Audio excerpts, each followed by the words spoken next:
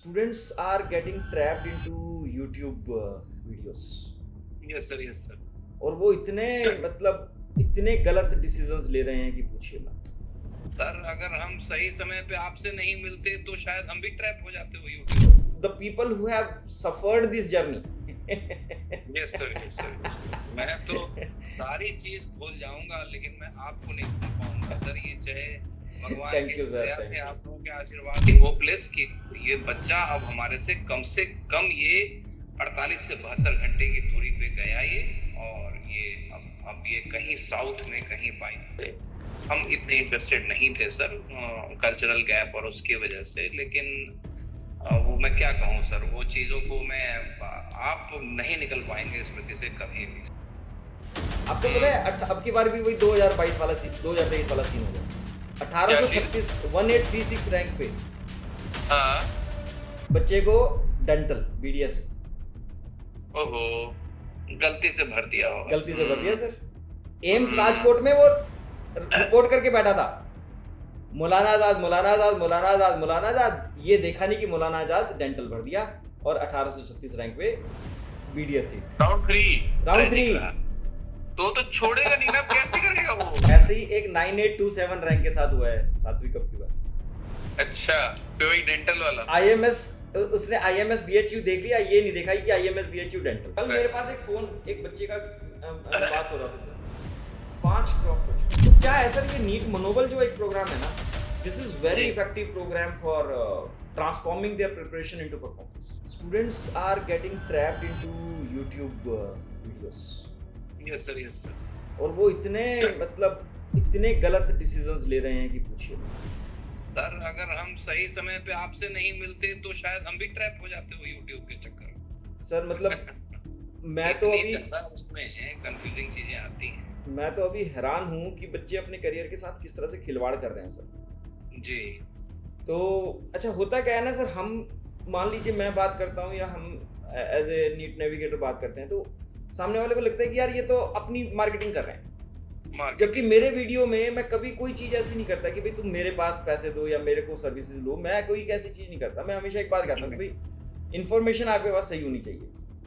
पर फिर ये लगता है कि क्यों ना हम the people who have suffered this journey.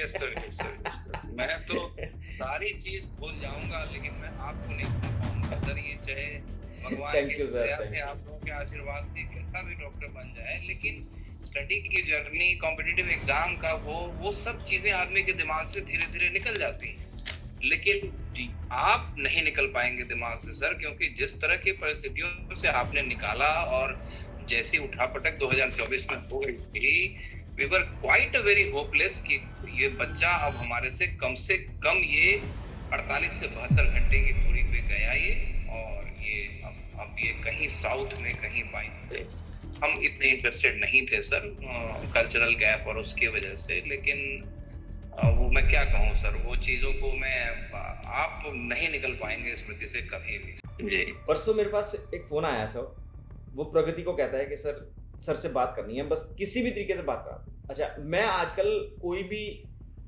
जो हमारे क्लाइंट्स नहीं है, नॉन क्लाइंट्स को फ़ोन नहीं लेता हूँ सर मैं, क्योंकि क्या होता है ना, इतना बिजी शेड्यूल रहता है, इतनी चीज़ें वो होती हैं कि पूछिए मत। तो मैंने बिल्कुल क्लियर इंस्ट्रक्शन दे रखी है कि भाई कोई भी मीटिंग में अब मैं फ़ोन ऐसे नहीं अटेंड करूँगा अनलेस एंटिल कि भाई somebody is known and somebody is our client. तो उसने कहा कि नहीं सर, वो तो बंदा बिल्कुल कह रहा है कि सर से बस 1 मिनट बात करा दो, सिर्फ 1 मिनट। सर उस बच्चे ने 15,000 रैंक पे तमिलनाडु का तिरुनेलवेली कोई भर दिया और वो वहां पे, सोच सकते हो। अब वो कह रहा है जी क्या करूं। मैंने कहा भाई थर्ड राउंड में हाँ, अब तो वो छोड़ भी नहीं सकता है। वही तो कह रहा हूँ। मैंने कहा अब क्या बताऊं मैं तेरे को, क्या करूं भाई। अब तो कुछ नहीं आपसे सलाह में नहीं था, उसने अपने आप भर दिया या किसी और उसको किसी और से ले रहा था सलाह। फिर जब वो मैस्ड अप हो गई तो फिर उसने कहीं पे किसी से रेफरेंस पूछा होगा, किसी ने मेरा नाम दिया होगा, तो उसने कहा कि भाई अगर इन्होंने कुछ कह दिया तो ठीक है, नहीं तो कुछ नहीं हो सकता। तो जब मेरे पास फोन किया तो ही वाज लाइक, कहता सर दो रात से मैं सोया नहीं हूँ और मैं I am worried about my son. मैंने कहा सर अनफॉर्चुनेट पार्ट इज कि अब कुछ तो कुछ पॉसिबल ही नहीं है सर, इतना मेस्ड अप है कि पूछिए मत। एंड पीपल बिलीव कि ये तो एक मतलब इट्स अ केक वॉक, कि anybody can just fill up the form and get the admission, it's like that. तो फ्लड ऑफ काउंसलर्स हैं सर, उनको ये लगता है कि ये सीट की बात थी, हमने सीट दिला दी, बात खत्म है। हाँ। लेकिन बच्चे का चॉइस बड़ा पर्टिकुलर होता है ना सर, तो उस हिसाब से मिल जाए तो बहुत बड़ी बात है सर। बस पूछिए मत, मतलब तो इसी चीज़ को देखते हुए फिर बात हो रही थी कि why don't we interact with our own students जिन्होंने हमारे को एक्सपीरियंस किया है, उनके एक्सपीरियंस से समझें क्या क्या चीज़ें ऐसी हैं जो बच्चों को हमें कम्युनिकेट करनी चाहिए, या कौन सी चीज़ें ऐसी हैं जो उनको ट्रबल करती हैं जिसको वो मतलब हम टेक करके कर सकते हैं। मतलब बहुत ये तो चीज़ एक इतनी इमोशनली डिस्टर्बिंग होती है ना सर, कि जब मेरे पास मतलब मैसेज आता है कि सर वो तो वहाँ पे उसका एडमिशन उसको बोला। अभी आपने देखा है सातवीं का, are you following this year's counselling? हाँ, आई एम फॉलोइंग थोड़ा। अभी मैंने वो लेटेस्ट नोटिस देखा था कि राउंड 3 के जो जॉइंट कैंडिडेट्स हैं उनका रिजल्ट शेयर होगा चक्कर में टोटली। वो तो एक मैस अलग है। आपको पता है अब की बार भी वही 2022 वाला सीन, 2023 वाला सीन होगा। 1836 1836 रैंक पे हाँ बच्चे को डेंटल बीडीएस ओहो, गलती से भर दिया सर। एम्स राजकोट में वो रिपोर्ट करके बैठा था, मौलाना आजाद, ये देखा नहीं कि मौलाना आजाद डेंटल भर दिया और 1836 रैंक पे बीडीएस सीट राउंड 3 तो छोड़ेगा नहीं ना, कैसे करेगा वो? स्टेट से उठाना पड़ेगा उसको कॉलेज, है ही नहीं स्टेट, उसका कोई स्टेट में है ही नहीं। तो ये तो सर हमारे साथ भी हुआ ना सर। बेसिकली दिल्ली में एक भैया है, ही हिमसेल्फ दोस्त के बड़े भाई हैं, is MBBS MD doctor cardiologist हैं सर। उनकी बेटी को सेम मार्क्स आए जितने सात्विक को आए थे नीट में, और रिशफलिंग के बाद सर 1200 रैंक सात्विक डाउन हुआ और वो लगभग 3000 रैंक ऊपर चढ़ गई। उसके बाद भी जो काउंसलर उन्होंने जहां से भी काउंसलिंग ली, वो कहीं आंध्र प्रदेश में उसका एडमिशन हुआ। आंध्र प्रदेश में भी थर्ड ईयर कॉलेज में, मतलब अब वो अफसोस कर रहे हैं कि तूने मेरे को पहले क्यों नहीं बताया। मैं उन्हीं सर के पास, मैंने कहा भैया अब आप ऑलरेडी फी पे कर चुके थे, कहीं वहां से क्या करते क्या नहीं करते। और मेरे लिए भी फर्स्ट टाइम था कि मैं भी सर के साथ तो पहली बार जुड़ा था, क्या पता मैं आपको वहां ले जाता, वहां भी आपका बेटर एक्सपीरियंस होता। अब तो हम किसी को जस्ट थंब करके बोलते हैं कि चले जाओ आंख बंद करके वहां, लेकिन हमारे लिए तो आपके साथ सर वो पहला हैंडशेक था। तो किसी को ये बोल करके अपने पीछे लाना, वो अजीब सा मैस बना हुआ था। He is angry with me कि तूने मेरे को पहले क्यों नहीं बताया, वो सर है ये। अब जबकि सर वेल ऑफ हैं, डॉक्टर हैं, मतलब जो आपकी काउंसलिंग फी वगैरह बहुत कंफर्टेबली पे कर सकते थे, वो ऐसी कोई बात नहीं। लेकिन उन्होंने वो एक हो गया उनके साथ, वो बच्चे आंध्र प्रदेश में है। वो ऐसे ही एक 9827 रैंक के साथ हुआ है सातवीं का पूरा। अच्छा, तो वही डेंटल वाला आईएमएस, उसने आईएमएस बीएचयू देख लिया, ये नहीं देखा कि आईएमएस बीएचयू डेंटल भरते हैं। बताओ, अभी इस बार तो बहुत गंदा कर रहे हैं, वो वीडिंग आउट भी करेंगे अभी राउंड 3 वाले सर। एक डेंटल को लेके तो ना आप शुरू में ही डाल दिया कीजिए सर, कोई आपसे ले काउंसलिंग ना ले, कम से कम इसका एक आप बिवेयर नोटिस पहले ही डाल दीजिए कि ये गलती हो सकती है बच्चे से सर, ये तो दुर्घटना है एक तरह से। सर हम लोग, आप यकीन कीजिए, कपिल के साथ एक वीडियो बनाया था कि सीट अलॉटमेंट कैसे होती है, और उसमें हमने स्पेसिफिकली यही चीज़ हाईलाइट की थी कि भैया डेंटल से बीवेयर ऑफ डेंटल, आप ध्यान नहीं देते हो, कम से कम ये देख लो कि कोर्स तो सारे एमबीबीएस आ रहे हैं ना वहाँ पे। प्रॉब्लम हो। चलिए सर, बहुत अच्छा लगा आपसे बात करके। मैं एमसीसी को भी एक मेल करूंगा, वो अलग से लॉक करने के पहले बच्चे को एक कैप्शन थ्रो करे कि भैया इतने कॉलेजेस आपके एमबीबीएस के हैं और इतने डेंटल के हैं जो आपने भर रखा है। नहीं तो शायद एक्सेप्ट होने से बच्चा बच जाएगा। नहीं, ऐसे नहीं कर सकते सर, टेक्निकली नहीं कर सकते, प्लीज अंडरस्टैंड। देखिए एमसीसी की गलती नहीं है इसमें, क्योंकि एमसीसी ने तो पूरे सिस्टम्स ऐसे बनाए हुए हैं कि जहां पे वो आपको चॉइस फिलिंग के टाइम पे ही कह रहा है कि आप अपना प्रोग्राम सिलेक्ट करके एमबीबीएस सिलेक्ट करो, आपको बीडीएस कॉलेज दिखेंगे ही नहीं। राइट, उसमें तो एक ऑप्शन फिल्टर आता है कि उसमें एमबीबीएस टिक कर देने से बीडीएस बीएससी नर्सिंग सब हट जाते हैं। बच्चों ने बीडीएस भी किया होगा सिलेक्ट किया काउंसलिंग के, उन्होंने कॉल पे रहते, उन्होंने देखा ही नहीं ना सर, प्रॉब्लम समझिए। अच्छा ये ना सिस्टम एक इतना ट्रांसपेरेंट सिस्टम है सर कि इसमें कंप्यूटर या कोई भी आदमी कोई आपको ये नहीं कह सकता कि आपने ये चॉइस क्यों भरी, प्लीज अंडरस्टैंड। वो कंप्लीटली वो आपने डेलिबरेटली भरा है तभी वो चॉइस है। और वो अपनी तरफ से आपको पूरी ऑप्शन देते हैं कि आप अपनी फील्ड चॉइसेस को देख सकते हैं, डाउनलोड कर सकते हैं, पीडीएफ देख सकते हैं, सब कुछ कर सकते हैं। अब वो बच्चा उतनी ड्यू डिलिजेंस या अपनी उतनी एक मतलब सीनियर के साथ किसी बच्चे कोई अपने पास नहीं रख रहा है किसी आदमी को, तो सर उसमें तो एमसीसी की गलती नहीं है। ये सर गार्जियन का क्या है ना, गार्जियन बच्चे के ऊपर इस मामले में ट्रस्ट करता है क्योंकि गार्जियन मानता है कि टेक्निकली ये मेरे से ज्यादा साउंड है, ठीक है ना, मैं भी इसी को भरने देता हूँ। लेकिन वो बचपने वाली गलती हो गई उससे सर, इमैच्योर मिस्टेक इसको कहते हैं, इमैच्योरिटी की वजह से। अब वो 1836 वाले के लिए तो मुझे अफसोस हो रहा है, पता नहीं डेफिनेटली वो दोबारा क्या पता कैसे क्या दोबारा एग्जाम देगा तो फिर पीडीएस तो नहीं लेगा वो 1836 पे। अच्छा, सेम केस ये जो मैं बता रहा हूँ ना परसों जो फोन, अब 15,000 रैंक पे, मतलब कोई लॉजिक ही नहीं बनता है वो जो कॉलेज उसने लिया है। तमिलनाडु का भी 3rd क्लास, कोई ये हो ना कि तमिलनाडु का अच्छा ले ले, ठीक है, समझ आता है। और उसने जस्ट बैकअप में भर दिया होगा कि नहीं मिल जाए नहीं, वही तो बता रहा हूँ सात्विक, वो उसको एक काउंसलर लीड कर रहा था, बताओ ये हालत है। मैंने कहा भाई काउंसलर ने उसको बोला कि भरो इसको ऐसे, नहीं कहता जी काउंसलर ने देखा ही नहीं कि हमसे गलती हो गई।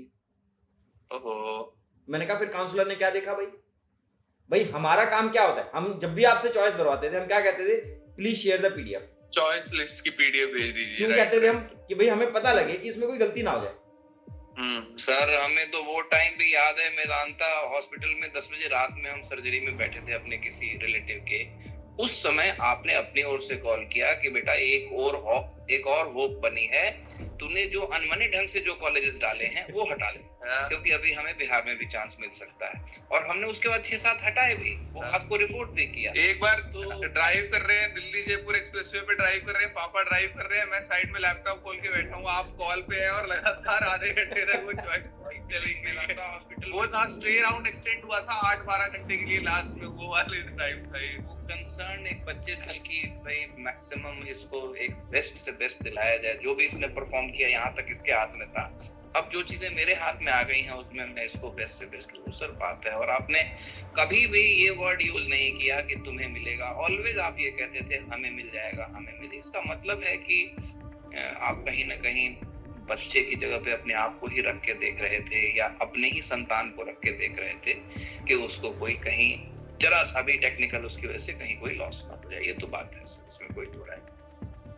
तो जब अभी का आपका पॉडकास्ट कभी ये आएगा चैनल पे तो आप बताएंगे, हम इसको देखेंगे सर, अगर आप इसको रिलीज करोगे। डेफिनेटली सर, डेफिनेटली रिलीज करने के लिए तो हम लोग ये कर रहे हैं। और मतलब हमें तो खुशी इस बात की होती है सर कि मतलब मेरी जो सबसे बड़ी अचीवमेंट है ना, वो इन बच्चों की खुशी और संतुष्टि है। क्योंकि हमारे लिए सर देखो, हम एक बात को मानते हैं कि जो जिस कॉलेज में बच्चे को एडमिशन होता है ना, ये उसके अगले पूरी जिंदगी को डिफाइन करने वाला है। 50 साल 60 साल उसकी वो पहचान बनने वाली है उसकी।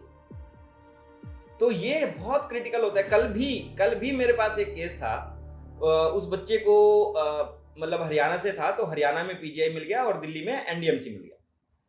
और वो बच्चा, पेरेंट्स उसके मेरे से बात कर रहे थे, कहते सर हम परेशान हैं कि दोनों में से कौन सा है। तो मैं जानता हूं सर, देखिए एनडीएमसी की और बीएससी की क्या हकीकत है मैं जानता हूं। तो मैंने उनको एक एडवाइस दिया और उन्होंने ना फिर मुझसे सिर्फ एक सवाल पूछा, कहते सर अगर अदिति आपकी बेटी हो तो आप क्या करते? वही बात है। मैंने कहा सर मैं यही करता जो मैं आपको बता रहा हूँ। मैंने कहा मैं अपनी बेटी की तरह से ही आपको सलाह दे रहा हूँ। वही बात है भाई। मैं ये नहीं है सर कि मैं हमेशा एक बात कहता हूँ सर मेरे क्लाइंट्स को, सभी को कहता हूँ कि सर देखो मैं अपना इंटरेस्ट तो सिक्योर कर चुका हूँ ना, मैं तो आपसे फीस ले चुका हूँ। अब मेरा तो कोई सेल्फ इंटरेस्ट बचा नहीं ना, तो अब तो जो भी मैं काम करूंगा मैं सिर्फ आपके इंटरेस्ट के लिए करूंगा।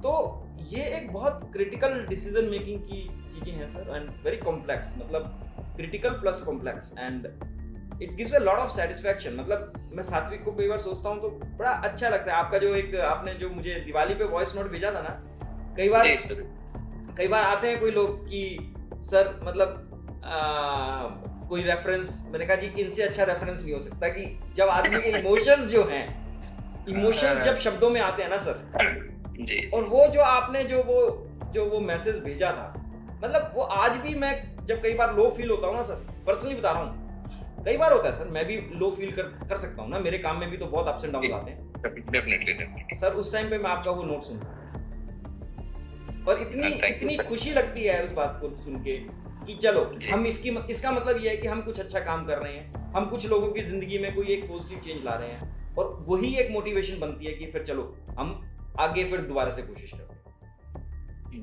तो सर मतलब ये चीजें बड़ी सेटिस्फेक्शन देती हैं हमें कि हाँ बच्चा अच्छा जा रहा है, पेरेंट्स सेटिस्फाइड है और this is what we all working on. और अभी तो हमने वो नीट मनोबल जो लॉन्च किया है जी सर, वो एक बहुत अच्छा प्रोग्राम है।